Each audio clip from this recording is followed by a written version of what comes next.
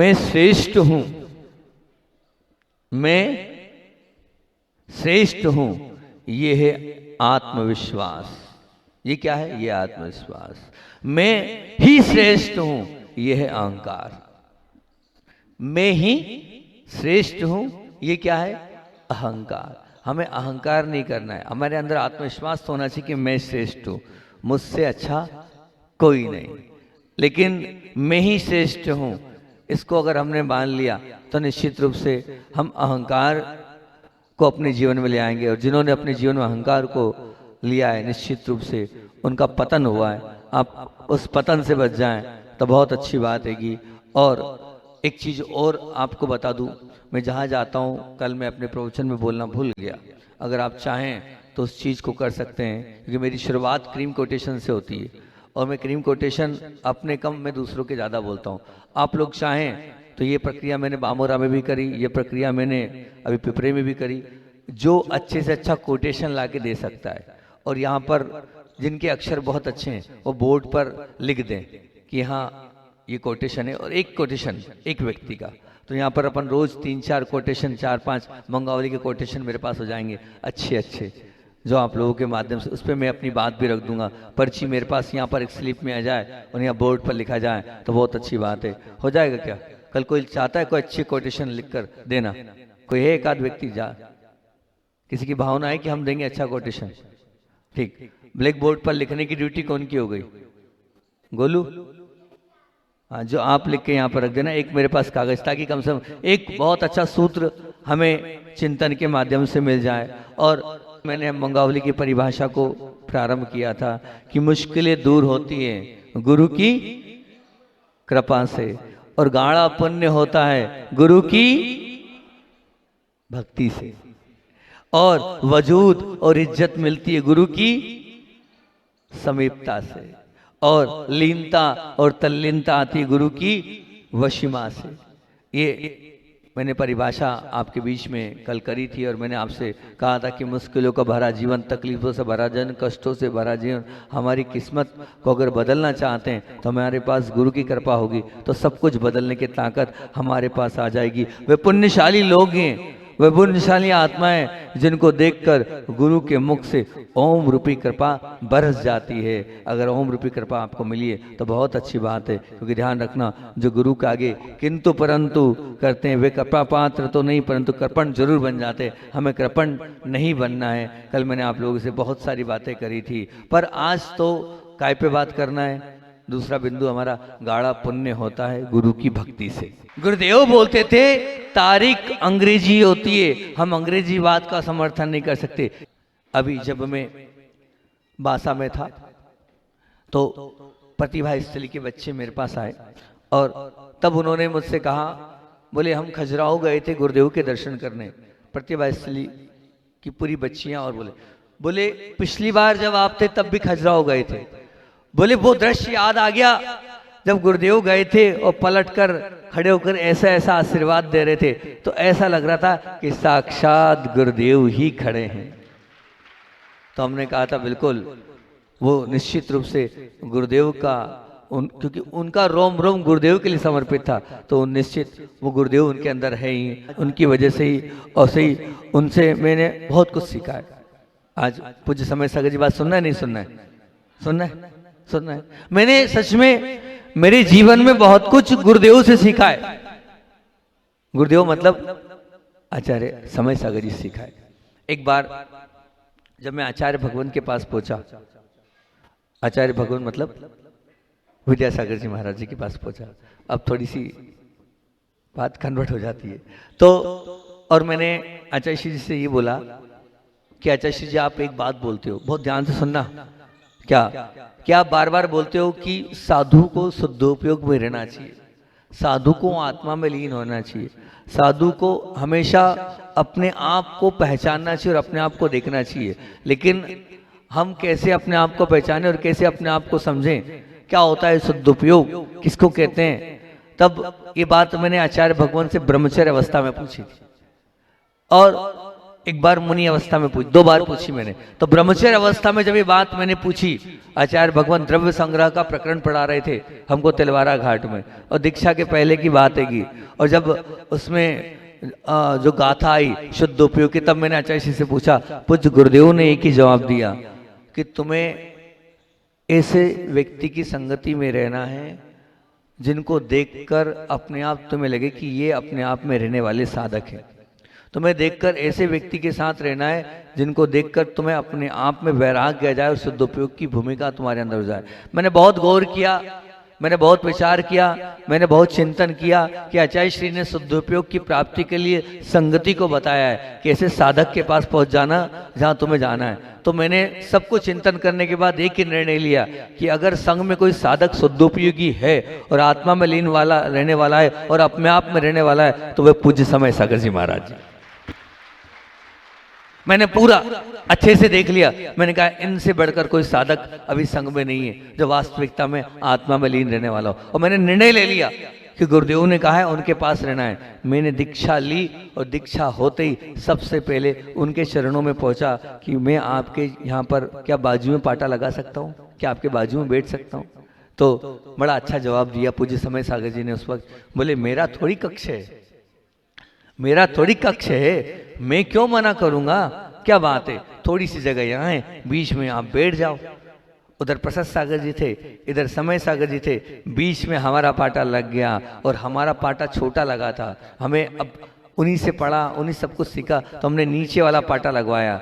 उनने उस पाटे को हटवा दिया और क्या बोला, बोले अब तुम साधु बन गए हो, अब तुम्हें छोटा पाटे पे नहीं, हमारे उनकी ही बरोबर वाले पाटे में दीक्षा के पहले दिन शाम के समय उनने बिठाया।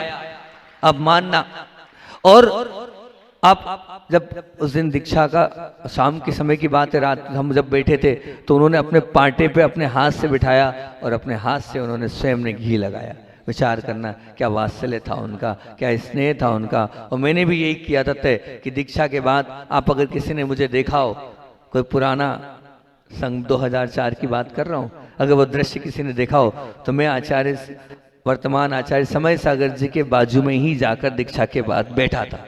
अगर कोई है देखने वाला, शायद दीदी ने तो देखा होगा, है ना, कहाँ बैठा था मालूम है ना, समय सागर जी के बाजू में बैठा था। और इसीलिए बैठा था जाकर क्योंकि मुझे लगता था इनसे बढ़कर कोई शुद्धोपयोगी संत नहीं है, इनसे बढ़कर अपने आप में रहने वाला कोई भी व्यक्तित्व नहीं है। और गुरुदेव ने कहा है कि आपको शुद्धोपयोग चाहिए तो शुद्धोपयोगी साधु के साथ बैठना होगा, उनके पास जाना होगा, तभी आप शुद्धोपयोग की भूमिका अपने जीवन में ला सकते हो, तभी आप अपने जीवन में शुद्धोपयोग की भूमिका ला सकते हो। क्योंकि मैं इतना मानता हूं कि संघ में रहकर मैंने देखा है कि वो कभी अपनी आंख को ऊपर नहीं उठाते थे, हमेशा उनकी दृष्टि नीचे रहती थी।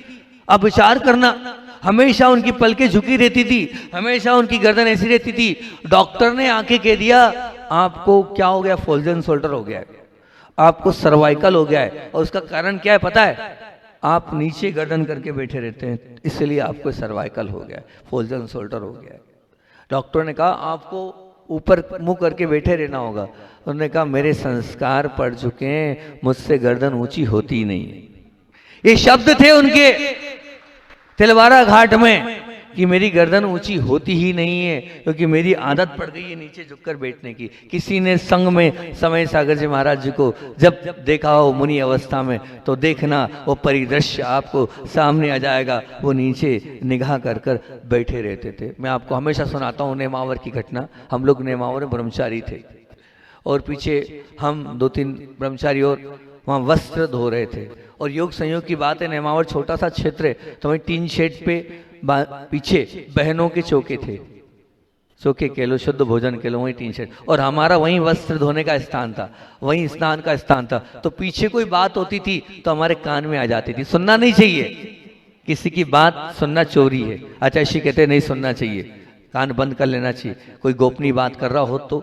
लेकिन क्या करें, वो बात ही ऐसी कर रहे थे तो क्या हुआ, अब सुनने का मन हो गया, फिर और कान लगा लिए और सुन लिया हमने उसको क्या बोल रहे थे। बहुत अच्छी बात वो दोनों ब्रह्मचारिणी बहनें कर रही थी, और वो मुझे मालूम भी कौन कर रही थी, नाम नहीं लूंगा, है ना। वो बहनें कर रही थी कि क्या बोल रही थी, बोले आज तो आश्चर्य हो गया। बोले क्या हो गया, बोले आश्चर्य ये हो गया, बोले आज पहली बार समय सागर जी महाराज जी की और हमारी निगाह मिल गई, मतलब आई कांटेक्ट हो गया। बोले इतने साल से कभी आज तक कभी नहीं, हमेशा नीचे रहते थे, बोले उनकी और हमारी निगाह मिल गई, आज का दिन धन्य हो गया हमारा, क्या हमें बहुत अच्छे से महाराज जी ने देख लिया। ये इमेज थी उनकी, विचार करना, ये क्रेज था उनका कि अगर किसी पर दृष्टि पड़ जाए तो वो धन्य हो जाता था, और वो लेता था आज का दिन हमारा शुभ और मंगलमय और पवित्र हो गया। ये आपस में दो बहनें, ब्रह्मचारिणी बहनें, संग में रहने वाली बहनें बात कर रही थी, और मैंने ये सन 2002 का चतुर्मास था, शायद 2002 के चतुर्मास की बात है, 2001 के चतुर्मास की बात है, नेमावर की। उस समय मैंने ये सुना था, आप विचार करना। ये है पहले आकर हमने देखा उनको कि संघ में भी जब क्लास लगती थी तो सुनना आप बात को, उनको सब आता था, और पूछ भी सकते हैं, लेकिन कभी भी हमने देखा नहीं कि संघ में वो पूछ रहे हैं। हम लोग छोटे छोटे साधु तो पूछते थे, लेकिन वो एक भी प्रश्न पूछते नहीं थे, एक भी बात को जवाब नहीं देते। सब कुछ आता था, दूसरे साधु बोलते थे, लेकिन वो दृश्य आज भी मुझे याद है। वो कैसे बैठे रहते थे, नीचे निगाह करके बैठे रहते थे हमेशा। मतलब ध्यान रखना, ज्ञानी के पास ज्ञान होने के बाद भी वो ज्ञानी चुप बैठे रहे, बहुत टेढ़ी खीर है। हाँ, बहुत उलझन वाली स्थिति बनती कि हमें आता है और हम ना बोलें। होता है क्या ऐसा? बोलो, होता है? नहीं आता भैया, बिल्कुल नहीं आता है। जब आता है तो अपने आप बोलने के लिए क्या इच्छा हो ही जाती है कि ऐसे वो व्यक्तित्व के धनी थे। मैं तो कहता हूं ये लाइनें जो लिखी गई है वो उन पर पूरी की पूरी बिल्कुल एक शब्द उन पर हो रहा है, सायर वेव गंभीरा। आगम में आता है आचार्य कैसे होने चाहिए, सायर जितना सागर गंभीर और गहरा होता है, जितना सागर गंभीर और गहरा होता है वैसे ही आचार्य भगवान को होना चाहिए। और सच में हमारे वो आचार्य समय सागर जी महाराज वैसे ही गंभीर थे, और जो सरलता, सहजता और मन का सीधापन उनके अंदर है वो बहुत कम देखने को मिलेगा। मैं ये बोलता हूँ, जो सरलता उनके अंदर है, जो सहजता उनके अंदर है, जो सीधापन उनके अंदर है, आपको बहुत कम देखने को मिलेगा। वास्तविकता में साधक को वैसे ही होना चाहिए जैसे वो हैं, जैसे वो हैं वैसे ही साधक को होना चाहिए। और उनके अंदर बहुत सारे गुण हैं, आप दिन भर भी बिठाओगे तो मैं दिन भर भी बोलते रहूंगा उनके लिए, इतना मेरे पास उनके लिए विषय है। क्योंकि उनके अंदर एक नहीं अनेकों गुण, उसमें से एक गुण जो है वो सच में बहुत पावरफुल उनका गुण है। उनके अंदर एक इतना उत्कृष्ट गुण है, वो है सहनशीलता। वो जो सहनशीलता है वो सच में बहुत सुंदर उनका गुण है। उससे ही उनके व्यक्तित्व की पहचान होती थी। हमने देखा जब संघ में हम थे और जब उनको बुखार आ जाता था, जब उनको सर्दी खांसी हो जाती थी, तो पता है वो क्या करते थे, सीधे जल उपवास। अगर कोई पुराना व्यक्तियां बैठा होगा तो वो अस्वस्थ होते थे तो वैद्य नहीं आता था, वो कहते 3 दिन 5 दिन अपने आप उपचार करता हूं मैं। और 3 दिन और 5 दिन तो वो क्या करते थे, सीधे, आज कुछ नहीं खाया है फिर भी सीधे जल उपवास करते थे वो। आपने कोई है जानने वाला, समझ में वाला होगा, संघ में रहने वाला होगा, तो सीधे जल उपवास करते थे वो। मतलब पहले तो तकलीफ अलग है, लेकिन वो क्या करते थे कि अपने आप को तप के माध्यम से अपने आप को तपाते थे और उपवास आदि के माध्यम से सब कुछ लेते थे। वो ये कहते थे यही औषधि है। जब आचार्य श्री को एक बार की बात है, हम आचार्य श्री जी के पास पहुंचे और आचार्य श्री जी से हमने निवेदन किया कि आज पूज्य श्री समय सागर जी महाराज जी को बहुत ज़्यादा सर्दी हो गई है और नाक से पानी भी बह रहा है। तो गुरुदेव ने क्या जवाब दिया, नहीं नहीं कुछ नहीं, वो अपने आप ठीक कर लेंगे, अभी वहाँ जल ले लेंगे और थोड़ा कम ले लेंगे, उनको बताने की ज़रूरत नहीं, वो अपने आप सब कर लेते हैं। और सच में कि मैंने देखा कि आचार्य श्री जी ने जो बोला वही हुआ। हम तो नए नए थे, वही हुआ कि वो गए चौके में प्राशुक जल लिया, उनने कुछ नहीं लिया और बैठ गए। तो ये वास्तविकता में कहलाता है शरीर के। अभी हमें कुछ हो जाता है तो हम पहले डॉक्टर वैद्य को बुलाते हैं, गोली दवाई करते हैं, पर 3-5 दिन तो वो कुछ करते ही नहीं थे, ऐसे ही अपना वो उपचार करते थे। और अनुशासन में भी मैंने उनको देखा है कि जब मैं संघ में रहा हूँ तो आचार्य श्री जी के पास मैसेज को यहाँ वहाँ करने का काम अपने पुण्य से अपने पास ही था कि कहीं किसी संघ से कुछ भेजना हो तो पूरा हम देखते थे, पूरी चीज़ें हम कन्वर्ट यहाँ से वहाँ करते थे। जैसे विशेष सागर जी महाराज जी, अब उनकी पूरी क्या चलना है, कैसे चलना है, हम मैनेज करते थे। यहाँ से अच्छा से हम पूछते थे और यहाँ से हम पूरा करते थे। तो संघ में किसी भी को कुछ करना हो तो हमने देखा 2-4 बार कि समय सागर जी महाराज जी थोड़ा भी चलना हो तो वो पहले हम बोलते थे पूछो आचार्य श्री से। क्या पूछते थे? पूछो आचार्य श्री से, अगर आचार्य श्री जी कहेंगे तो इस कॉलोनी से उस कॉलोनी में जाऊंगा। मैंने कहा इतने से मैं क्या, एक बोल तो दिया, 2, 5, 7 किलोमीटर अपने मन से विहार कर लो। बोले नहीं, मैं अपना एक कदम भी गुरु आज्ञा के बिना नहीं उठाऊंगा। बाकी साधु तो चले जाते थे 2, 5, 10 किलोमीटर में, कभी किसी से पूछा नहीं अन्य साधुओं ने। लेकिन समय सागर जी मेरे रहते हुए मैंने तो देखा कि उनको यहाँ वहाँ भी करना हो तो एक एक बात को पूछते थे। ये कहलाता है अनुशासन। और वही प्रयास मैंने भी मेरे जीवन में किया, क्योंकि मैंने भी उनसे यही सीखा है। मैं भी एक कदम बढ़ाता हूँ, गुरुदेव से पूछता हूँ कि आप बताओ क्या करना है, आगे कब बढ़ना है, आगे किस प्रकार से जाना है, आगे किस प्रकार की स्थिति रहेगी। सबको वहीं भिजवाता हूँ, वहाँ जाओ और वहाँ से क्या लाओ, आज्ञा लाओ। उसके बाद ही हम आगे अपने आप को ले जाएंगे, नहीं तो ले जाएंगे। अब मानना अभी मैं बामोरा गया था और वो मेरे अपने मोह से गया था मैं, क्योंकि बड़े बाबा के दर्शन का मोह था। मुझे बड़ा प्रेम है मंडी बामोरा के बड़े बाबा से, और इसलिए प्रेम है क्योंकि गुरुदेव ने पहला चतुर्मास वहीं भेजा था और ये बोला था कि बड़े बाबा बहुत सुंदर है, एक कुंडलपुर के छोटे बाबा और एक खड़गा आसन में बामोरा के बड़े बाबा। तो जब उनने बोला था इस भाव से मुझे वहाँ भेजा था तो उनसे एक लगाव हो गया। अब मैंने कहा क्या पता कब आऊँगा, कुरवई तक आया हूँ, 7 किलोमीटर है और 7 किलोमीटर भी। तो फिर मैंने मैसेज कराया, मैंने वहाँ से पूरी बात बताई कि मैं वहाँ जा रहा हूँ दर्शन करने के लिए, क्योंकि मैंने कहा जा तो सकता हूँ, सुबह जाना है और शाम को आना है, एक दिन में वापस आना है, लेकिन फिर भी अपन आज्ञा लेंगे तो निश्चित रूप से अपनी विनय पल जाएगी। तो मैं तो आपसे कहता हूँ ये घर में जितनी बहू बेटियां बैठी है कुछ मत करो, आप तो पूछ लोगे तो विनय हो जाएगा। और ये विनय अपने आप में बहुत बड़ा गुण है, ध्यान रखना। विनय अपने आप में तप है।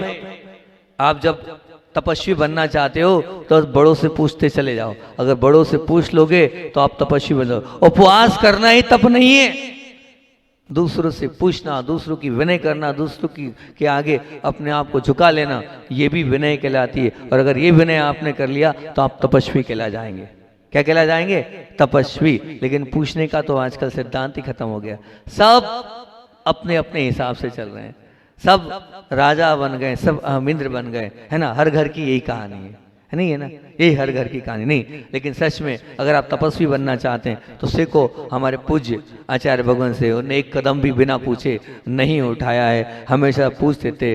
और मैंने ये देखा है कि संघ में बड़े होने के बाद भी वो अपने आप को कभी बड़ा नहीं मानते थे, कभी नहीं माना उन्होंने। संघ में तो ये कहा जाता था कि आचार्य श्री जी से समय मिल सकता है, सही कह रहा हूं मैं, लेकिन समय सागर जी से समय मिलना बहुत कठिन है। अभी नहीं, जब वो मुनि अवस्था में, अब तो बड़े सरल सहज हो गए, सब जाके समय ले लेते हैं। लेकिन जब वो संग में एक साधक थे, साधक की भूमिका में उनसे बात कर पाना, उनसे समय मिल पाना बहुत कठिन काम था, बहुत कठिन काम था। और वही संस्कार हमने उनसे लिए कि जब ये दूसरों को समय नहीं देते हैं तो हम भी प्रयास करते थे, हम भी प्रयास करते थे।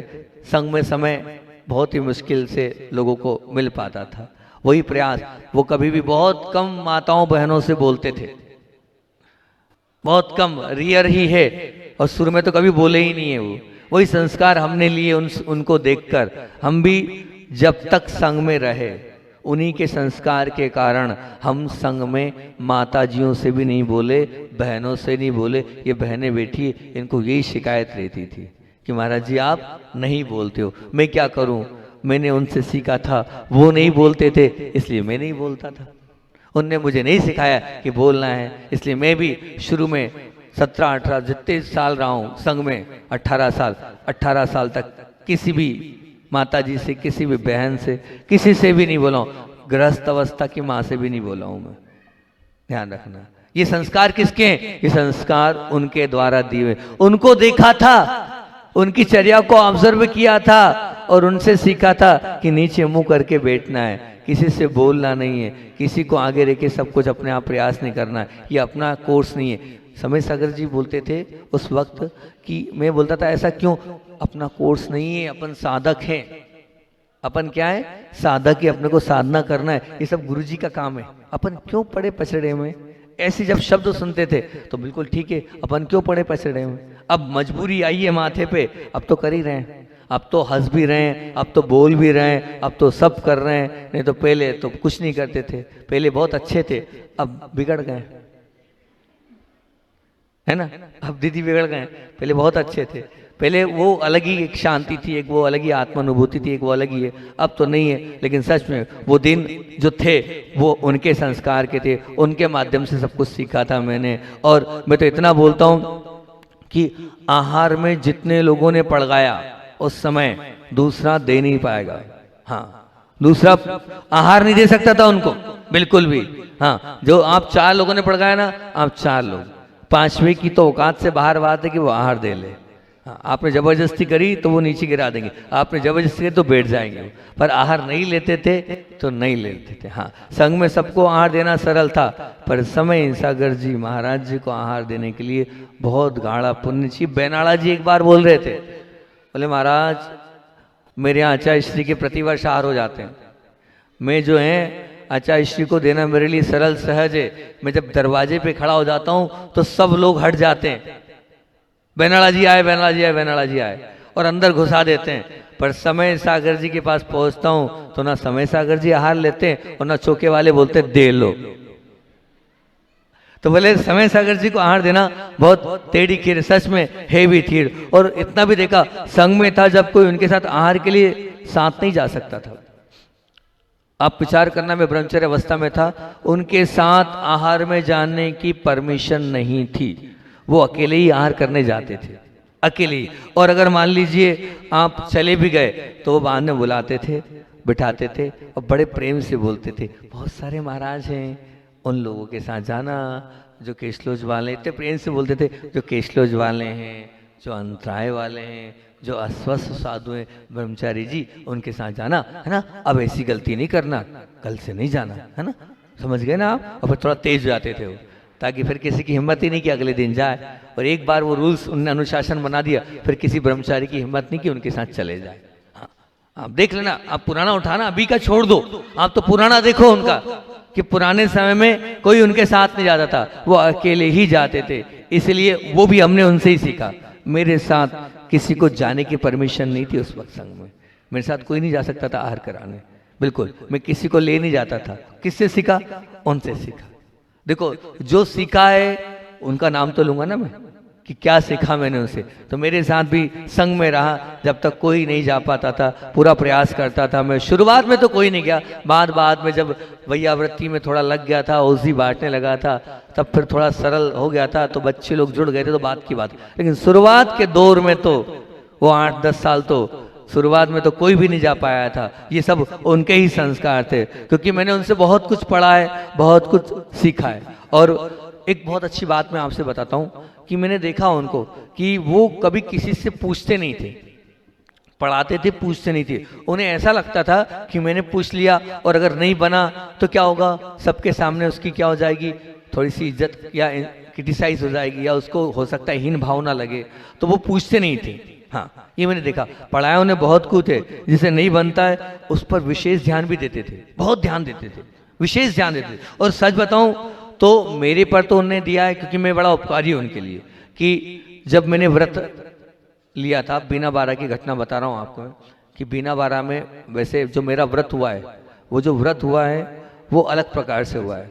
मैं उनसे जुड़ा हुआ था, बहुत अच्छी बात बता रहा हूँ। और आचार्य श्री जी से मैंने बहुत बार व्रत मांगा, आचार्य श्री से बहुत बार निवेदन किया, और आचार्य श्री हर बार बोलते थे अभी ये कर लो, अभी ये कर लो, अभी ये कर लो। और फिर जब सब हो गया तो हमारे साथ शेलू भैया थे, एक ब्रह्मचारी जो खाते गांव के हैं, हम तीनों ने एक साथ व्रत लिया है। शेलू भैया, एक मोनिका दीदी है, और एक हम तीनों क्लास फेल होते, एक साथ क्लास पढ़े। आचार्य श्री से उन्होंने बोल दिया, आचार्य श्री जी इन्होंने कॉलेज में अकाउंट में टॉप किया है, तो आचार्य श्री सीए के पीछे पड़ गए। फिर आचार्य श्री को हमने बताया कि आचार्य श्री नहीं, हम सीए की एग्ज़ाम नहीं दे पाएंगे, बहुत सारी जिम्मेदारियां हैं।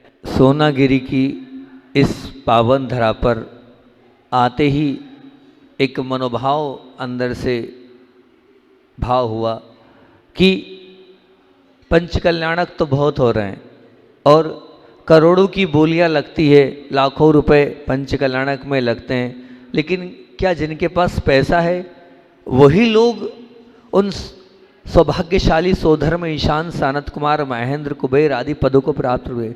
जिनके पास धन है क्या वो लोग इन महामहोत्सव में उन महान पात्रों को क्या नहीं बन सकते हैं?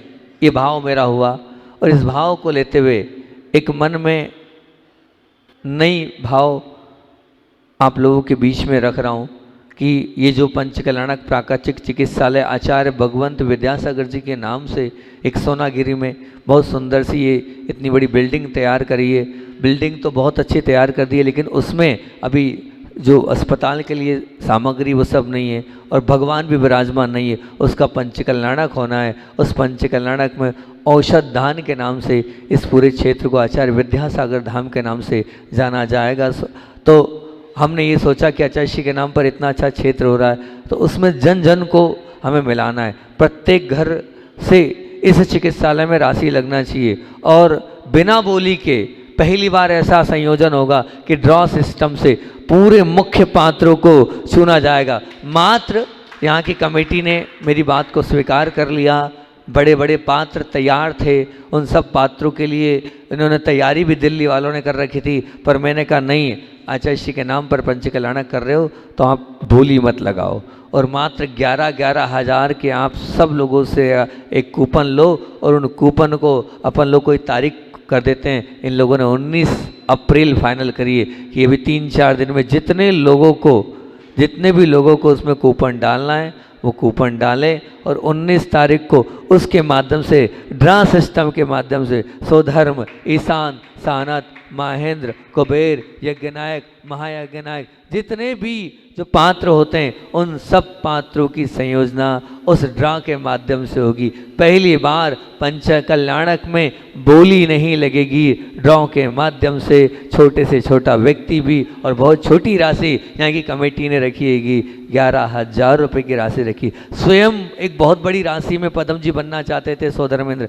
लेकिन मेरी आज्ञा उन्होंने स्वीकार करी और उन्होंने बोला जियो आज्ञा महाराज जी, आपकी भावना रखते हैं और ये पहली बार एक ड्रा के सिस्टम के माध्यम से पंचकल्याणक होने जा रहा है सोनागिरी में, जो कि निश्चित रूप से 22 अप्रैल से 27 अप्रैल तक होगा। और उसी पंचकल्याणक में आपको बताएं, आदिनाथ भगवान के पंचकल्याणक तो बहुत हुए, लेकिन ये निमिनाथ भगवान इसमें विधिनायक करेंगे और पूरी प्रक्रिया कृष्ण बलभद्र आदि की यहाँ पर अपने को देखने को मिलेगी। तो ये मेरी भावना थी और इस भावना को कमेटी ने स्वीकार किया, इसलिए पूरी कमेटी को आशीर्वाद। ये मेरी भावना इन लोगों ने मानी, अब आप लोग भी मानकर इस कार्य में सहयोग करें और अपने अपने हिसाब से इसमें अपनी अपनी महती जो ही आप सहयोग राशि दे सकते थे।